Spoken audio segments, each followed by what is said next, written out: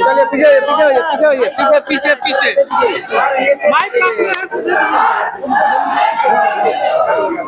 Sir को दे दीजिए।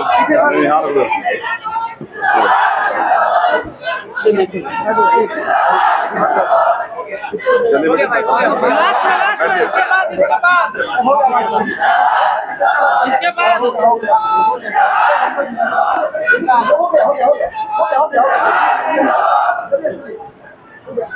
बैठ जाओ।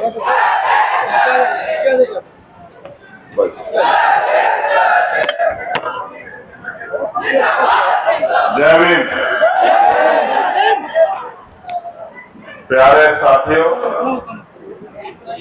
मुजफ्फरपुर की ऐतिहासिक धरती और आज यहाँ इस महत्वपूर्ण कार्यक्रम में मुझे आने का मौका मिला है। हमारी पार्टी और यहाँ के धार्मिक संगठनों ने मिलकर एक मजबूत प्रयास किया है, क्योंकि लोकतंत्र है और लोकतंत्र में मिलकर ही हम, भाईचारा बनाकर ही हम अपनी परेशानियों को खत्म कर सकते हैं और अपने अधिकारों को प्राप्त कर सकते हैं। इसलिए मैं इस पहल की, यहाँ पार्टी के नेतृत्व की, हमारे संगठन के नेतृत्व की, जिले के जिम्मेदार साथियों की, जिले के नेतृत्व साथियों की इस सोच की बहुत सराहना करता हूँ।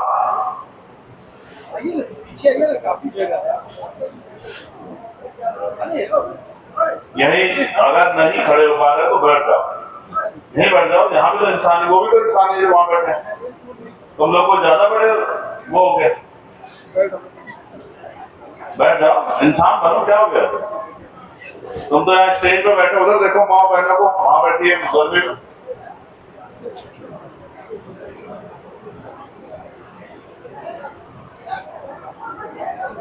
तो ये पहल सराहनीय है। मैं अपनी बात को शुरू करते हुए सभी धर्मों में जन्मे सभी संतों, गुरुओं और महान पुरुषों को नमन करता हूं, इसलिए कि उन महान पुरुषों का योगदान और उन महान पुरुषों के संघर्ष के कारण ही खंड खंड में बटे भारत में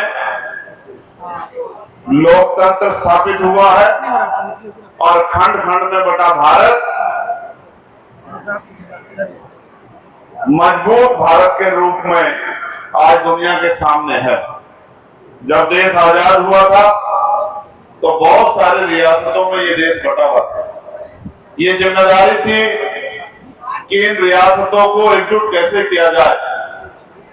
तमाम प्रयास किए गए, तमाम पहल की गई, लेकिन गुलाम भारत के बाद आजाद भारत में अगर अखंड भारत बना तो क्या तो सम्राट अशोक चंद्रगुप्त मौर्य जी के नेतृत्व में बना था, या फिर बाबा साहब अम्बेडकर के संविधान के आधार पर ये देश एकजुट हुआ।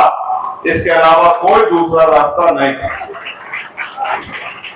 प्यारे साथियों, ये जो सराहनीय पहल हमारे साथियों ने चलाई है, मैं ये मानता हूं कि कोई भी चीज जब शुरू होती है तो उसको तमाम तरह के पैमानों से गुजरना पड़ता है। उसका मजाक भी बनता है, उस पर आरोप भी लगते हैं, उसका अपमान भी किया जाता है और विरोध भी किया जाता है। लेकिन एक समय आता है कि जब साथी संघर्ष करते हैं और मुहिम रंग लाती है तो बड़े से बड़े दरख्त भी बढ़ जाते हैं और आपकी मेहनत एक नया इतिहास लिख देती है। आज जो ये संदेश बिहार से जाएगा कि एक तरफ वक्त को लेकर जहां पूरे मुस्लिम समाज में बेचैनी है और कई स्टेटों में तो वो प्रदर्शन भी नहीं कर सकते, इसमें भी रोक लगी है। वहीं दूसरी तरफ बीटीएमसी एक्ट जिसके कारण पूरे बौद्ध समाज में, पूरे अंबेडकर समाज में, यही नहीं मैं यूएस का दौरा करके लौटा हूं, पूरे अमेरिका में भी रहने वाले भारतीयों में, बुद्धिस्टों में, अंबेडकरवादियों में बहुत बेचैनी है। मैं जब वहां गया तो वह मुझसे पूछते थे कि आप बिहार कब जाओगे और बिहार में जाके उस आंदोलन को कैसे मजबूत करोगे, उस आंदोलन को ताकतवर बनाकर कैसे उस बीटीएमसी एक्ट को खत्म करा के हमारे लोगों को उनका अधिकार दिलाने का काम करोगे। तो मैं उनसे यही कहता था कि हम पहले बिहार में सोए हुए अपने अधिकारों को आंख बंद करके छीनता हुआ देख रहे अपने लोगों को जागरूक करने का काम करेंगे और फिर जिनको हमारे तरह सताया जा रहा है, जिनको भविष्य में शायद आज एहसास हो ना हो लेकिन आने वाले कल में एहसास होगा जब आपकी मस्जिदें या आपकी दरगाह या आपके खानकाह या आपके कब्रिस्तान और जो तमाम तरह की आपकी महत्वपूर्ण जगहें हैं, जब उनको आपसे छीना जाएगा तब शायद आपको एहसास होगा कि किस तरह से सरकार योजनाबद्ध तरीके से आपके अधिकारों को और आपकी जगहों को कानून बना के लूटने का काम कर रही है। हालांकि कानून तो इसलिए बनना चाहिए था कि जिन पे जमीन नहीं है उनको जमीन मिलनी चाहिए, लेकिन ये सरकार तो ऐतिहासिक जगहों को छीनने के लिए कानून बना रही है। मैं आज इस धरती से कहता हूं कि हम कल भी वक्त के खिलाफ थे और आज भी जो वक्त पे अमेंडमेंट करके नया कानून बनाया गया है, हमने पार्लियामेंट में भी इसका विरोध किया था और सड़कों पे भी हमारा विरोध जारी रहेगा। इस बात का मैं आपको विश्वास दिलाता। पहले साथियों, बीटीएमसी एक्ट में उस आंदोलन को जो साथी चला रहे थे, इन सरकारों ने झूठे मुकदमे लगा के हमारे साथियों को जेल में डालने का काम किया है। अगर आप सोए हुआ समाज नहीं होते तो इस सरकार की हिम्मत नहीं पड़ती कि ये हमारे घंटे साथियों को मुकदमे लगा के जेल में डाल देती। आपको क्या लगता है कि आपको ये अधिकार आसानी से मिल जाएगा? इसके लिए हमारे भंते जो समाज के अग्रणी हैं, जो धार्मिक रूप से समाज को रास्ता दिखाते हैं, वो तो आंदोलन कर रहे हैं और जिनको आंदोलन करना चाहिए वो चैन से घर में पड़ के सो रहे हैं। इसीलिए आज बिहार के कोने कोने में जाके हमें ये अलग लगानी पड़ेगी कि अगर हमें बीटीएमसी एक्ट खत्म कराना है तो हमें अपनी ताकत यहाँ बढ़ानी पड़ेगी और अपने जैसे झूठे पिटे जो लोग हैं जिनके अधिकारों को छीना जा रहा है उनका हाथ हमें पकड़ना पड़ेगा और राजनीतिक भाईचारे से ज्यादा सामाजिक भाईचारा हम लोगों को बनाना पड़ेगा। जब हमारा सामाजिक भाईचारा मजबूत हो जाएगा तब फिर कोई हमारे अधिकारों को लूट नहीं पाएगा। किस तरह से हमारे भक्ते साथी, हमारी बहनें, हमारे बच्चे, नौजवान साथी वहां बोधगया में आंदोलन चला रहे हैं, 40 डिग्री टेम्परेचर में, 44 डिग्री टेम्परेचर में, 48 डिग्री टेम्परेचर में किस तरह से वो इस आंदोलन को खींचने का काम कर रहे हैं। और भीम आर्मी के हमारे केंद्रीय नेतृत्व के साथियों ने भी पूरे बिहार में पैदल यात्रा निकालकर इस आंदोलन को गांव-गांव तक, घर-घर तक पहुंचाने का काम किया। आज भीम आर्मी के साथियों ने मुझे बताया कि हम अब तैयारी कर रहे हैं कि हम अब यात्रा शुरू करेंगे, परमानेंट आंदोलन चलाएंगे और जब तक बीटीएमसी एक्ट खत्म नहीं हो जाता, बुद्धों को उनका अधिकार नहीं मिल जाता, तब तक हम रुकने वाले नहीं। मैं उनके कार्य की, उनकी पहल की सराहना करता हूं। भाई अमर ज्योति जी के, भाई हितेश यादव जी के, भाई जवाहर आजाद जी के, हमारे संतोष भाई के, तमाम साथियों के, उनके संघर्ष की मैं सराहना करता हूं। भाई अक्षय जी के, पीके आजाद जी के, मैं उनको भी कहना चाहता हूं कि उनको भी कमर कसनी चाहिए और घर घर तक ये बात पहुंचनी चाहिए कि जो बाबा साहब अम्बेडकर ने कहा था कि मांगने से भीख मिलती है, अधिकार छीनने पड़ते हैं। और जो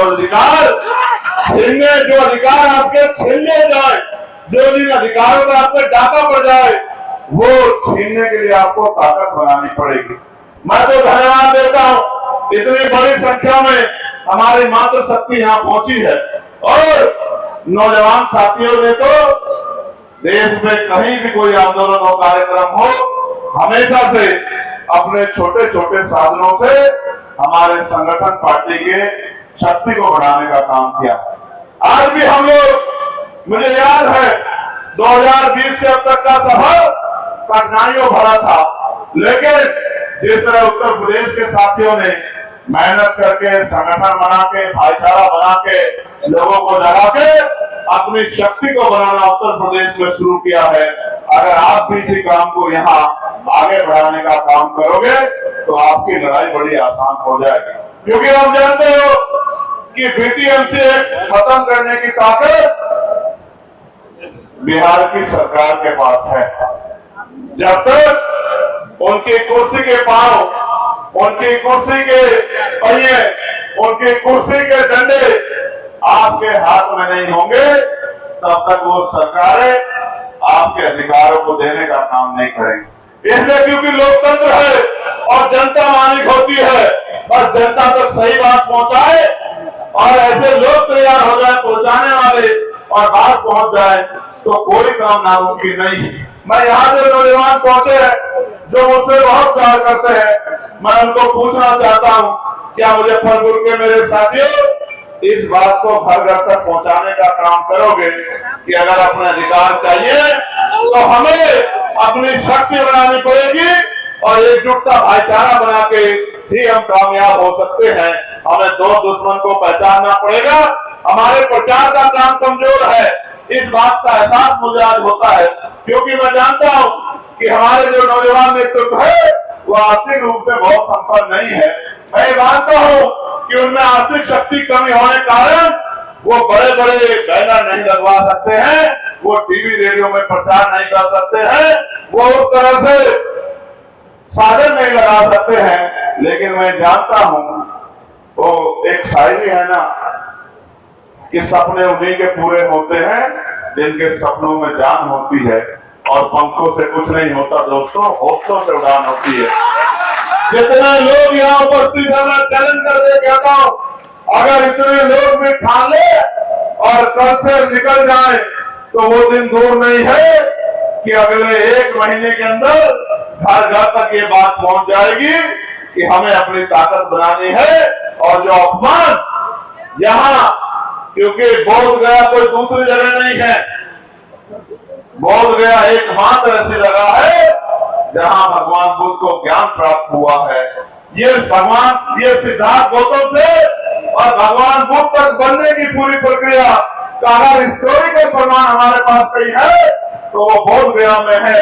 मैं तो उस धरती से आता हूं जहां भगवान बुद्ध पैदा हुए, कुशीनगर, सिद्धार्थ नगर, और जहां भगवान बुद्ध का परिनिर्वाण हुआ कुशीनगर।